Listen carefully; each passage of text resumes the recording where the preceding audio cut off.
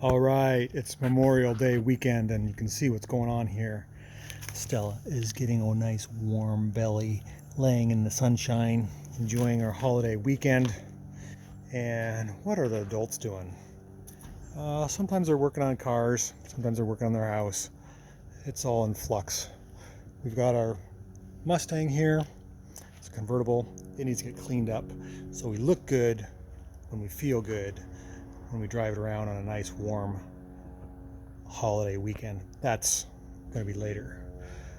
We're doing home remodeling projects. We are sheetrocking our garage. It's looking really, really good. The sheetrockers I have hired, they're doing a great job. They're not exactly fast, but that's okay as long as they do a good job. The ceiling has come out amazing. I never thought it would look this good.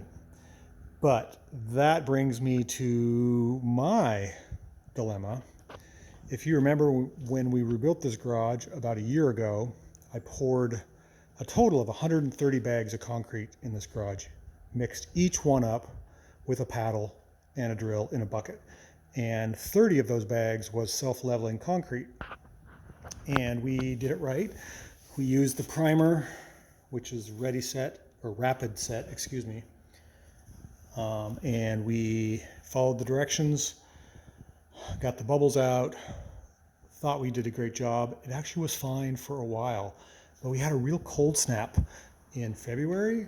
And what I didn't realize is when you bond basically a latex or high density, it's a 5,000 PSI, self-leveling concrete to the top of a different concrete, which is unknown because it's old, it came unbonded and it cracked due to Mother Nature because we had 20-degree temperatures. So if you look, see these cracks?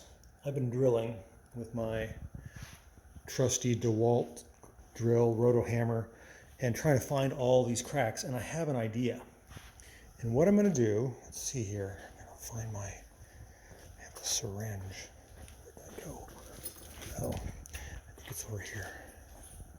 Ah, here it is. I talked to a bunch of concrete guys.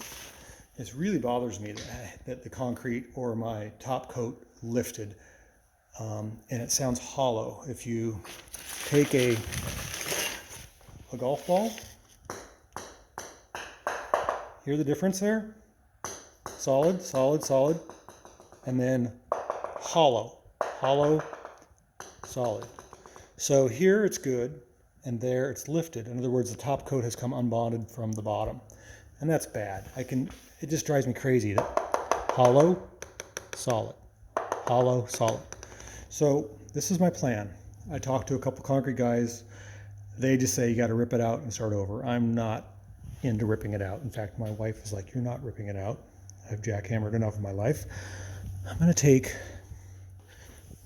a horse syringe, one of these. I'm going to fill it full of rapid set epoxy. You can just undo it like this. Fill it full of that 3-minute epoxy, which is hot. You mix it in the thing, and I'm just going to inject it into these holes. And what I'm hoping will happen is it's so liquid, it's just like water, it will run underneath and it will bond and it will fill my cracks. And I may have to do it a couple times. And then I can take my grinder and go over the top and smooth out any excess. So the epoxy is in the mail. I can't show you that today, but I probably will once I get going. But that's my resolution to fixing this. Some of these cracks are pretty bad. I mean,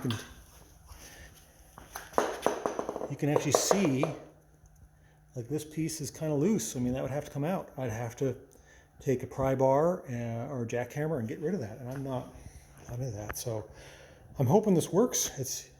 It's yet to be seen. The jury's still out. I will post another video to let you know. But there's been a lot of people who've been curious as to how I'm going to fix this. And this is my plan. So again, what I do is I find the hollow spot with my ball. You can tell this is pretty hollow in this area. And like where there's a crack, let's say right here, every 6 inches, just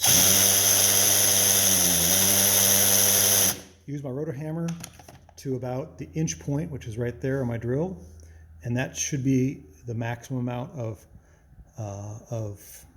concrete leveling that I have. It's about an inch on this side, and I can drill down to that point, and then if I take my syringe, I can fill that, and hopefully it will bubble and run underneath and seal my concrete.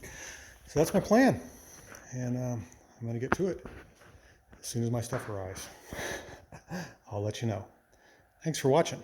Here's another home improvement tip. You don't have to jackhammer out all your precious, expensive, self-leveling concrete that froze during the wintertime.